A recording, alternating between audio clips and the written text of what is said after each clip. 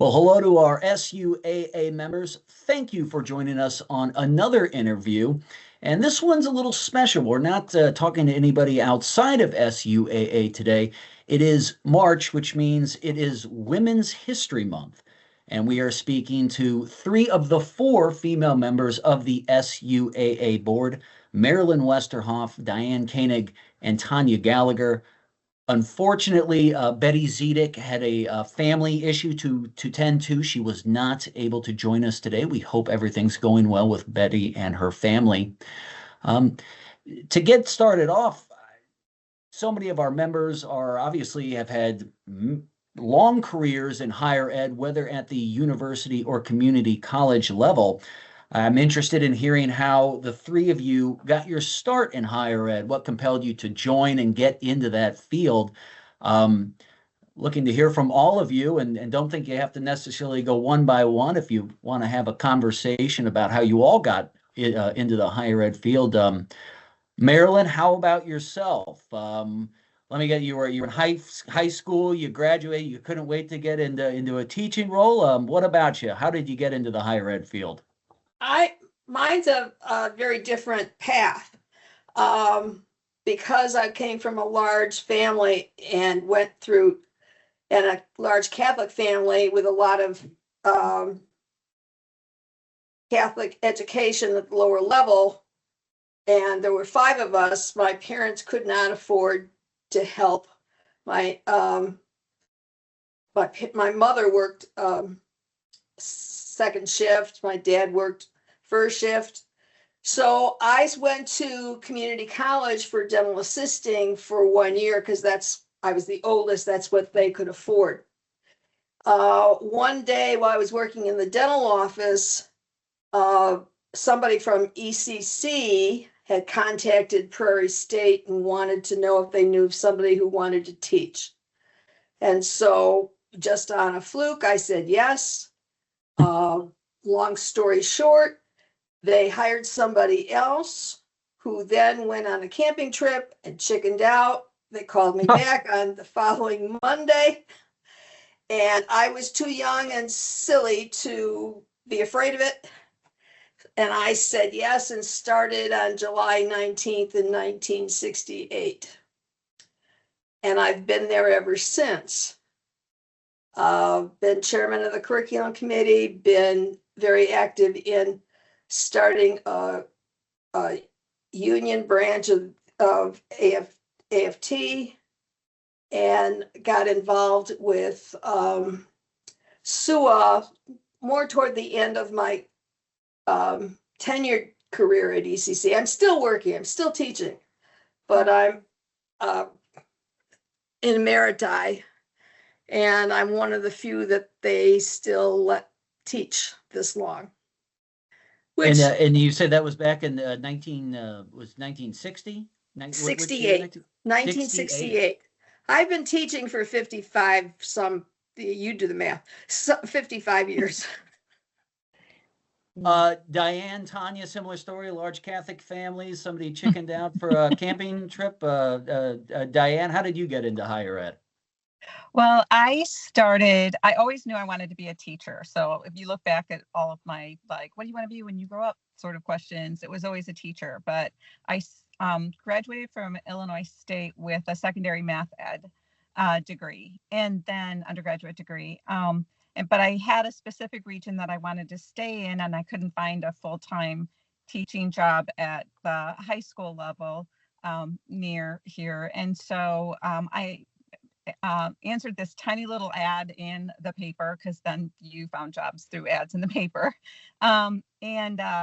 They were looking for what they put in the ad, a math tutor. Well, they were going to open a personalized learning center, so like a tutoring center, and they wanted someone to be the math supervisor of that. And that was at Rock Valley College. I applied to that and worked at Rock Valley in that capacity for a couple of years. And during that time, I part-time the night beginning algebra, geometry classes, and the department chair at the time called me in and said, hey, looks like a couple years down the road, we're going to need a full-time faculty member. just want to kind of put it in your radar that if you are thinking about going and getting your master's, now would be the time to do it, to be prepared if you want to apply for a full-time position in the math faculty. So I did that. I went to NIU and I got my master's in applied mathematics, and then was hired in that position at Rock Valley. And that was back in 1984. And I taught at Rock Valley full-time in the math department up until I retired in 2020. So teaching math just at a level higher than what I originally anticipated. I'm first generation college, so higher ed wasn't really something I thought I would do. And it was kind of like Marilyn, like there's this little thing that happens and then just kind of snowballs into an amazing career from there. Yep. You're just saying yes to the opportunities that are offered to you. Tanya, how about yourself? What led to the career in higher ed? My story is a little different. We are 3 generations of University of Illinois graduates. And what I really think is my parents bought an encyclopedia, and I loved learning. I just loved it. You could pick out any letter you wanted and open the book, and it was something you didn't know, and I loved it. And so when I got to the university, I went to University of Illinois, that they had started the James Scholar program. And I wanted to talk a bit about that because I think it dovetails a bit with DEI, actually. Anyway, they really were nurturing this James Scholar program. Classes were very small. It was a significant researcher or the head of the department or somebody that was the professor. And so they took an interest in people because it was a very intimate kind of interaction. And I was really interested in linguistics, language, how people learned it, and how they recovered if they lost it, and all of that. And the linguistics professor said, well, there's this guy we just hired whose research area is that area. We hired him from Harvard, and his office is over there. So I knocked on the door and said, I'm really interested in what you're doing. And so I started doing research as an undergraduate, and even published as an undergraduate because he was so generous to me. When I was going to be graduating undergrad, the head of the department called me in and said, you know, if you stay here, I'll combine the master's and PhD, and I have money for you. And I was like, oh, okay. I hadn't really thought about getting a PhD. And I think that's where the women's side of this comes in. Because I really believe my career is really about the fact that DEI was beginning to be an issue. So my first job, University of Michigan Medical School, and I was tenured very early, and they wanted women on things. And the medical school didn't have a lot of tenured women. I was one of them. So they kind of said, how about Tanya? How about Tanya? And what happened was, my career has really been a lot about research. But what happened was I was put on committees where I learned from amazingly skilled administrators, amazingly skilled. Now, I was out of my league in a way, but I kept being on these committees, and over time learned about administration. And actually, those are the 2 things about my career. I've always been a very active researcher because I love it. I love academia. And I have been an administrator. Now, my last role was here at University of Illinois. I was the Dean of Applied Health Sciences College.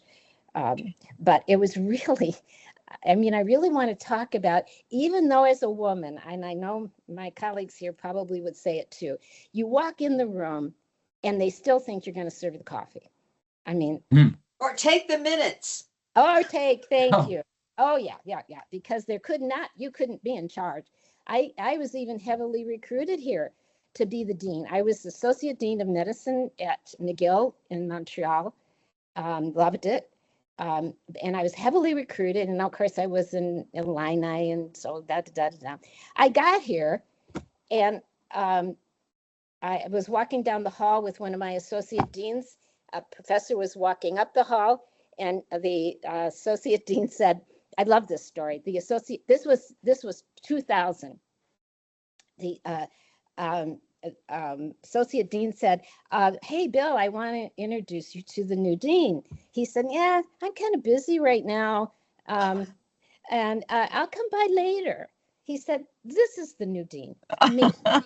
But I'm standing right next to him. So, hey, we come a ways? Yes. Is there an enormous distance to go? Yes. Are we being pushed back? I think, yeah. Well, so Tanya had mentioned, yes, thinking you're there to serve coffee, and Marilyn was saying, or take the minutes. I mean, Marilyn, Diane, over the course of your tenure, did you notice a shift in the evolution of women and their roles at higher ed, or respect given to them, as Tanya was alluding to? I was the first woman hired in the math department at Rock Valley College as a full-time faculty member. And I actually I don't think there were even any women that had been hired for part-time teaching in the math department before me. And there was, the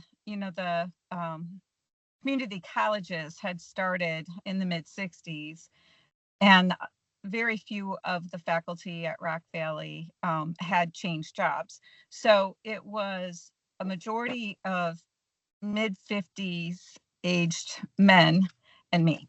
And I was 25 when I was hired full-time in the math department. So they kind of treated me like I was their daughter. So it was hard to get on the other part of that. So, but it was more of an endearing thing than it was anything that played in a role that made me feel like they didn't respect my opinion.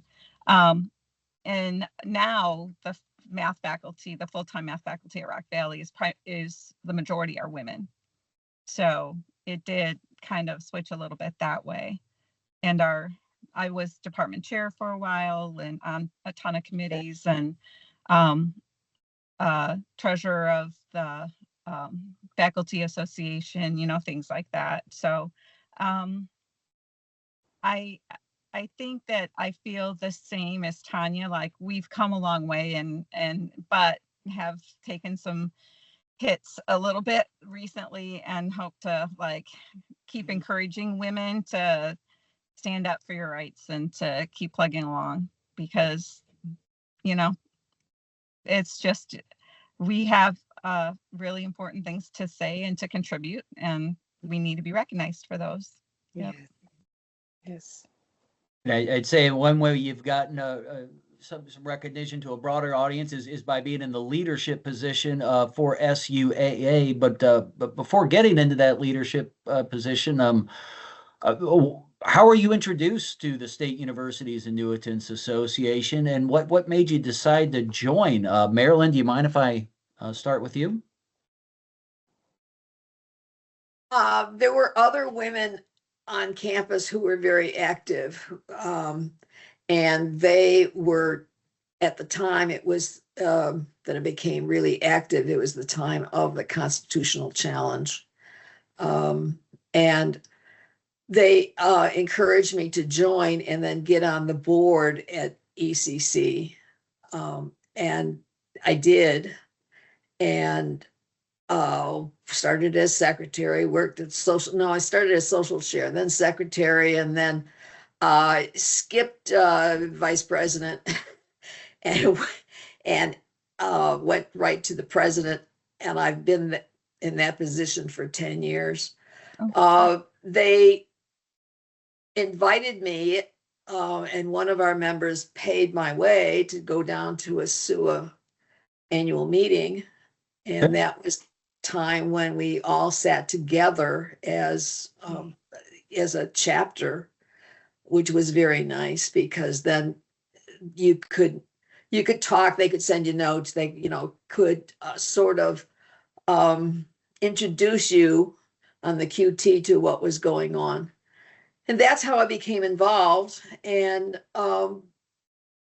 we're still trying to find people to join. We're at my unit or chapter, we're having some problems with right now with the current political environment. So, but we'll move on. Yeah, Tanya, how were you introduced to SUAA? Very similarly, I was a woman encouraged me to get involved.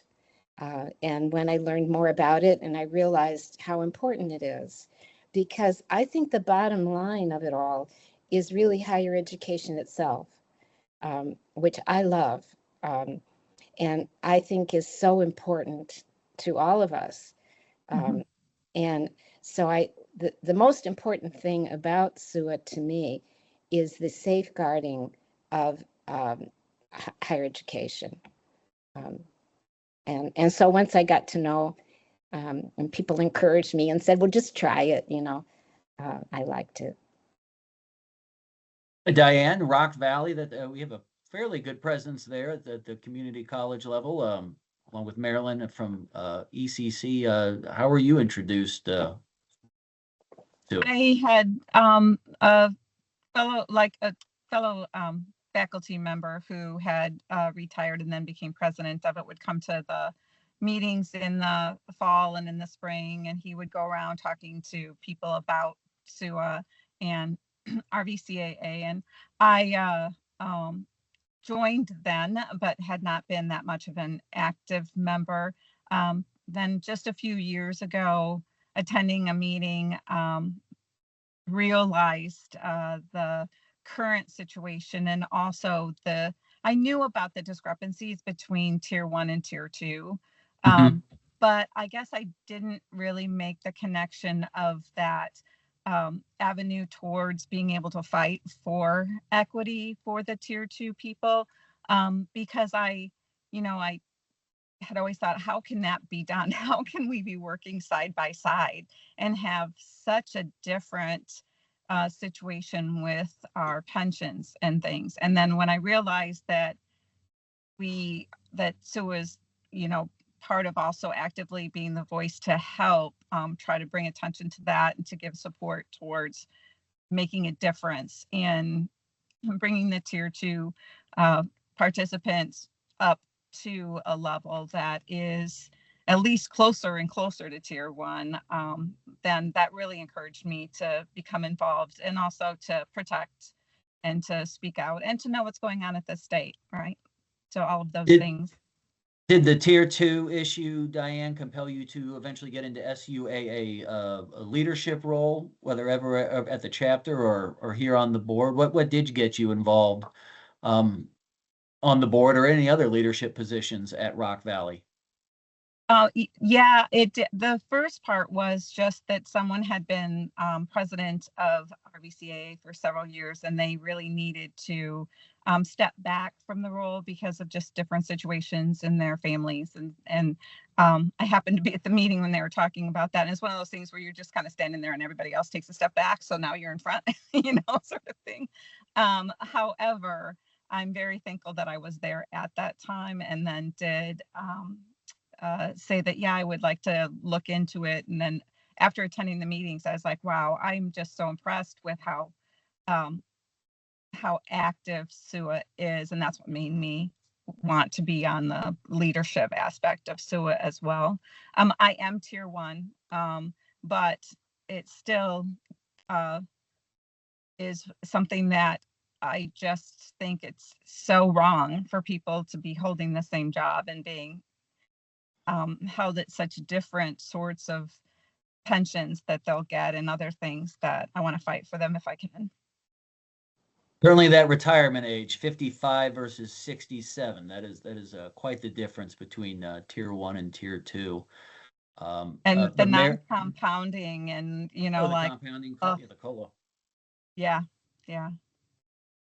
Marilyn, yourself, how'd you get involved in or what made you want to get involved in a leadership position with the Annuitants Association? There was an opening in Region 1, and Brian Sodi, who's the director of the SUAA, I invited him to speak at one of our annual meetings. And then I got a call from a staff member at SUA who said, would you like to run? And I thought about it for a little while and eventually said yes. That's how I got involved.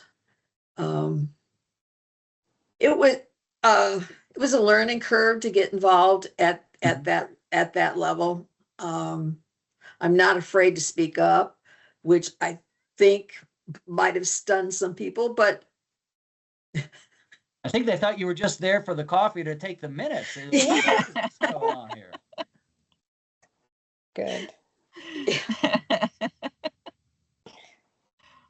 That just reminded me, and I'll be speaking on April 28th at Elgin Community College, giving a legislative update. So anybody watching from ECCP3, looking forward to seeing you there if you'd like to join us for that chapter meeting. Tanya, yourself, how did you get involved in SUAA leadership? Just the same way. I mean, people invited me, and I think there's a lot at risk. I really do. I think I see more risk than some at times, because I think Tier 2 was a symptom of a direction, and I might, maybe it's more real in some parts of this whole thing, but I think what I'm seeing was just released in a report that people opting out of the pension system altogether is more real in my environment. They want and somebody said it beautifully. A person said to me, I don't trust the state. I don't trust the governments at all. I want my money and I'll take care of myself. And those numbers keep increasing. And so my interest is all of it, because I think there's a lot at risk here, a lot that we need to protect. So I wanted to. Was that opting? Oh, sorry, I probably shouldn't bring this up now. I'll ask another time. Okay, I was going to say, I think we've kind of touched on what I think would be one of the more popular answers given to this question, but you've all been in with SUAA for a while and contributed greatly to this association. Anybody watching this, or anybody at your schools, or community colleges and universities throughout the state, why would you encourage them to join the State Universities Annuitants Association? I think as a retiree, we need to remember that we need to help protect the ones who came behind us. And there is a big discrepancy between Tier 1 and Tier 2. And it's not fair. No. That's the best that you can say about it. I think the people who say they don't trust the state, I think you can capitulate to that and not fight. But I think that you need to stay in the fight until you can't fight anymore. Right. I'm just saying the fight is bigger than just about it's not a just, because it's entirely true. Right. Unfair, all the above. But this is about a commitment to higher education itself, in my view. And so I don't think it's not an important thing, Tier 2 and all of that. It's just a symptom of what we have to be continuing to fight for. And that is the state's involvement in support of higher education, in my view. And women in higher education. And women, yes. You know, they've been talking about women because of Women's Month. And someone brought up on the radio that in 1985, they couldn't get a credit card without their husband's signature. I got one way back in the 60s, but I had to go to a department store And there were two in our area in Chicago that it was known that you could go to, and they would give a woman a credit card. And then you had to build it from there. But up to that point, you paid with a check or cash, and then they had to ask your father if you could spend the money. Unbelievable. My husband died, which is why I retired. I mean, he was ill and I wanted him home. And we were joint on everything. I am the dean of a college, okay? He was a biomedical engineering professor, okay? When I went to take his name off, they said, oh, well, we'll just cancel it and then have you alone. And I said, well, you don't have to cancel. I mean, I'm just telling you that my husband died, and so I'm the lone.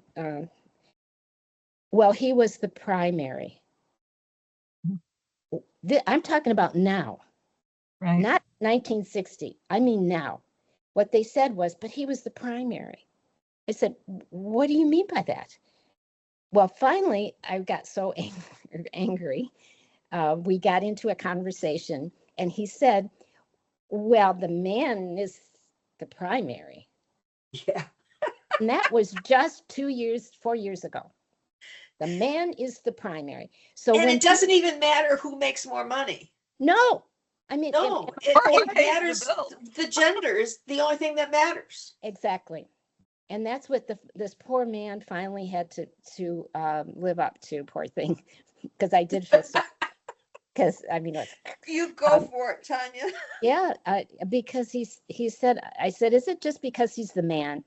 Well, the poor guy had to finally admit it. Yeah, we put the man, then his name was first and then your name. I said, but so we had two different names, but he was the primary because he was the man. Yeah. I mean, and that's why I frustrating. think one of the things SUAA has to be worrying about is the fact that we're backing up on DEI.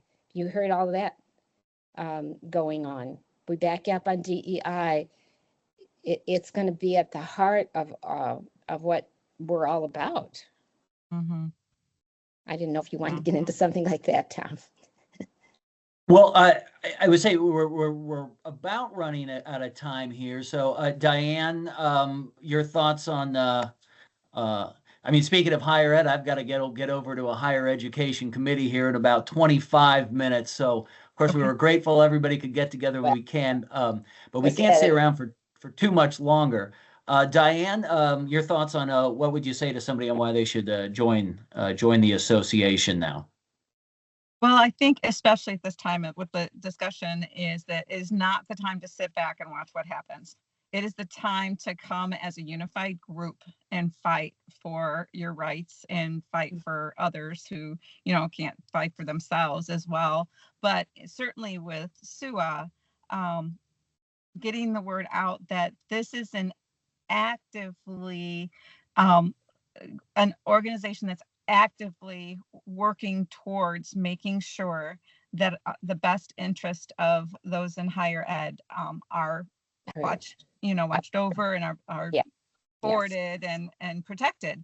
And so there is a louder voice with larger numbers, and we need to make sure that the people that are currently working realize that, when I started back in the 80s, they said, oh, there won't be anything left for you when you retire. And here I am, and there is. I know they were saying it way back then. It's like, they should be forecasting that for you.